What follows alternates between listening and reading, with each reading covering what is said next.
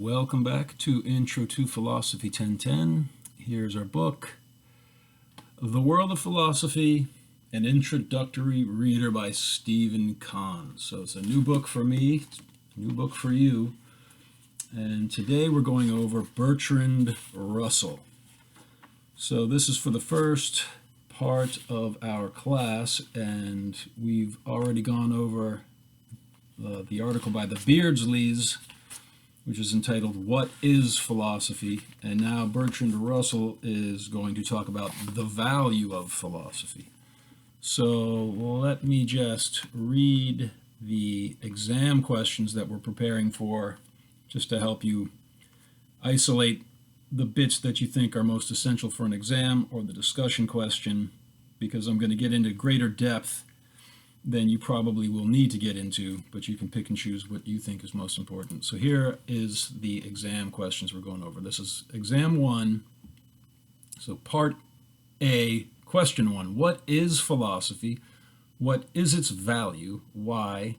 Explain. So make sure you refer to chapter 1 readings in constructing your answer. So we're reading the Beardsleys, Bertrand Russell, and Plato, and let's see here, who else?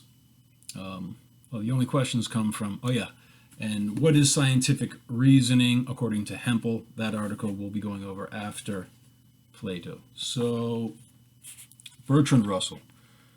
Now, I've heard of Bertrand Russell a lot. I'm more familiar with his partner, Alfred North Whitehead. They were both philosophers and mathematicians.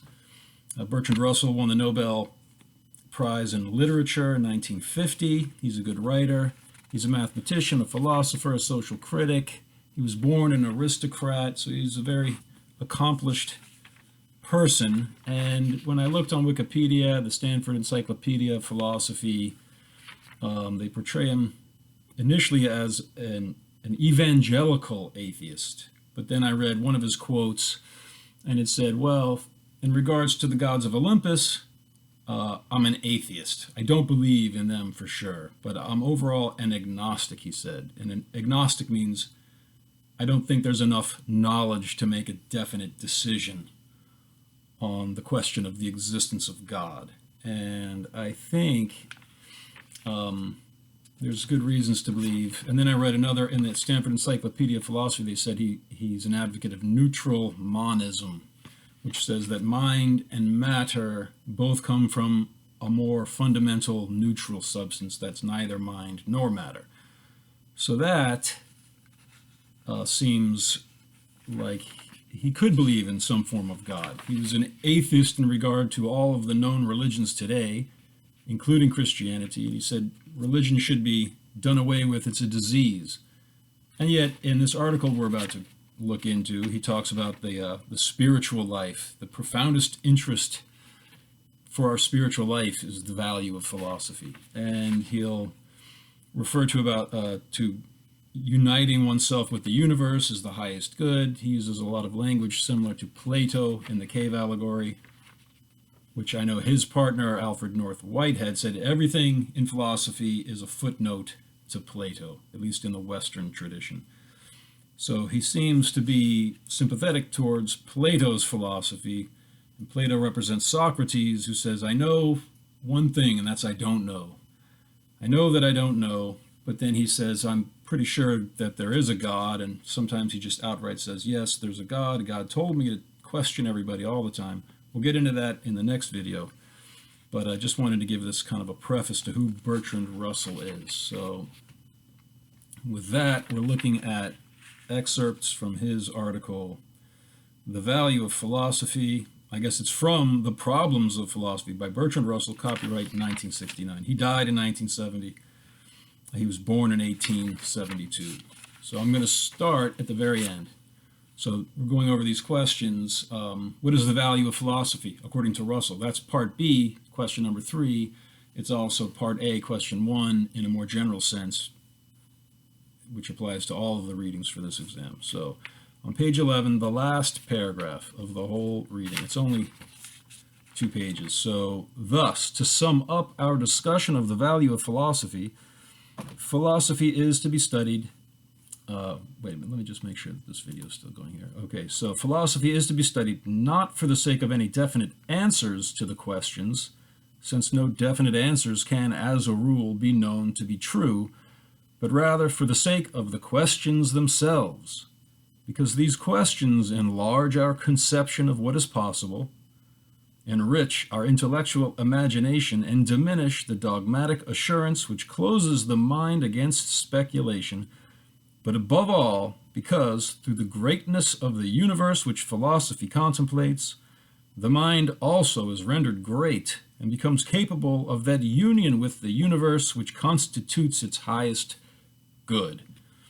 Okay, the highest good of the mind is union with the universe. It's very similar to Plato's cave allegory, as we're going to see later in the book. We're going to go over earlier dialogues by Plato. But at any rate, when I read that, and a few other things I've read in these couple of pages, it makes me think he's following in the footsteps of Plato.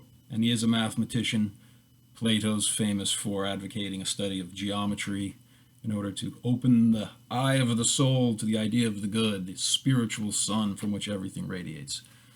So with that in mind, what's the value of philosophy? The questions that I've gone over. Now I'm going to just go through a few excerpts here, and I'll just kind of spontaneously make comments as I feel them arise. So, here we go on page 10, the left-hand column. It will be well to consider what is the value of philosophy and why it ought to be studied.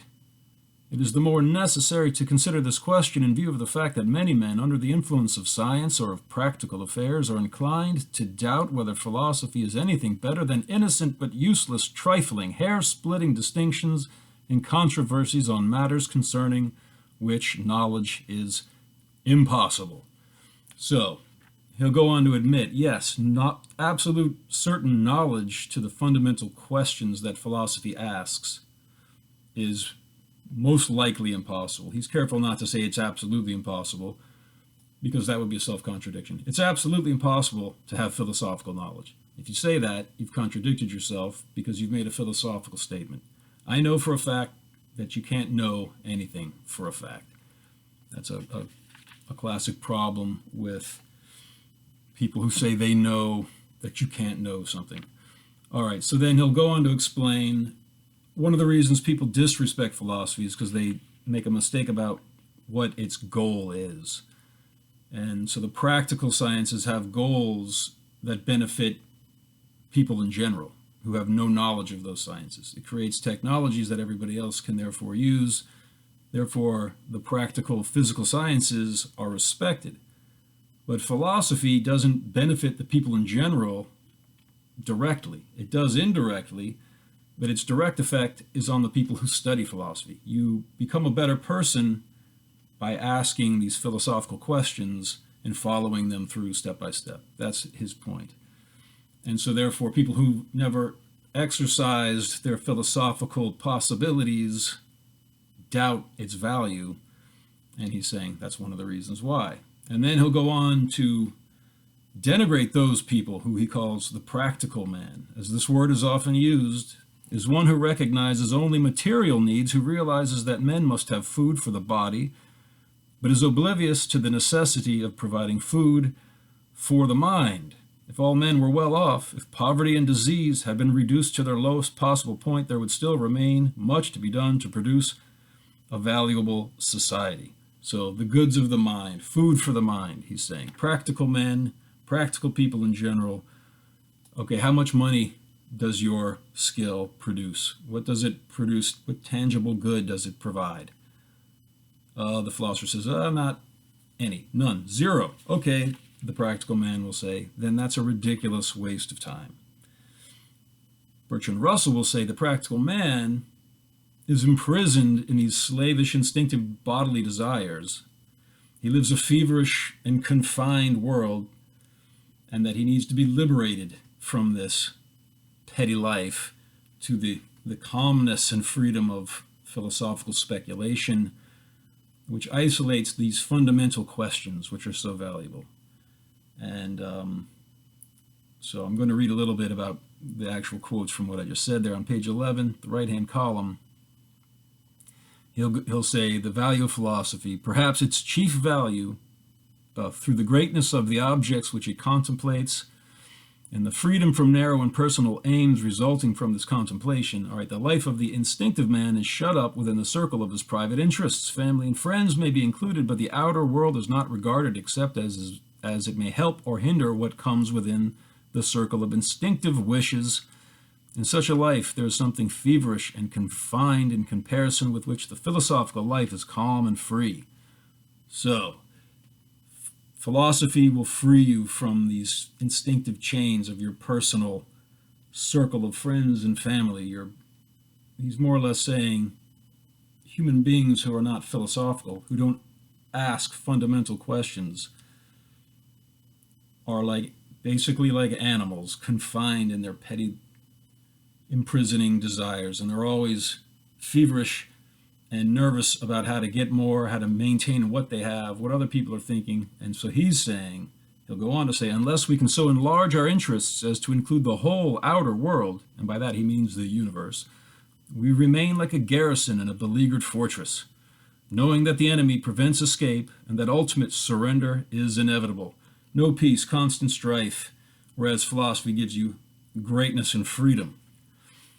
So the last point I want to focus on is, we've already read the concluding paragraph, and I'll read it one more time at the end of this video, but it's the questions. So I'm going to read here to help give another philosopher's idea. So this is from Leo Strauss. He calls himself a Platonic political philosopher. This is from his book Natural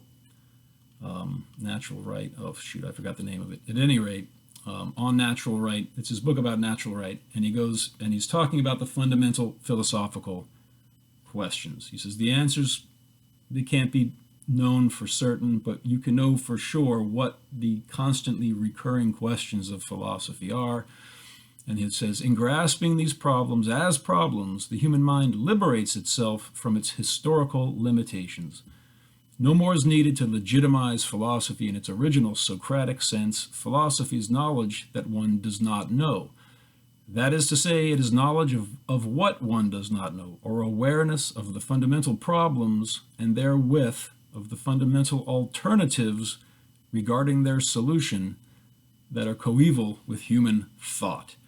So, you can't know the answer to these questions, but it's a lot of knowledge to have to know what those questions are.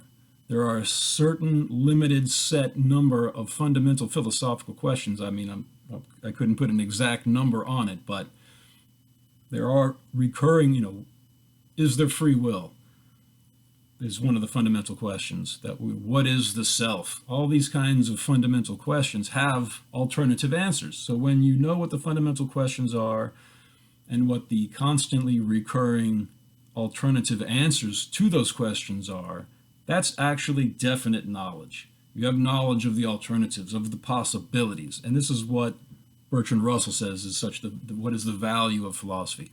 If you're answering this question in part A, question 1, or part B, question 3, what is the value of philosophy? It gives you knowledge of these constant possibilities to the philosophical questions that every society who engages in philosophy asks, these same recurring questions.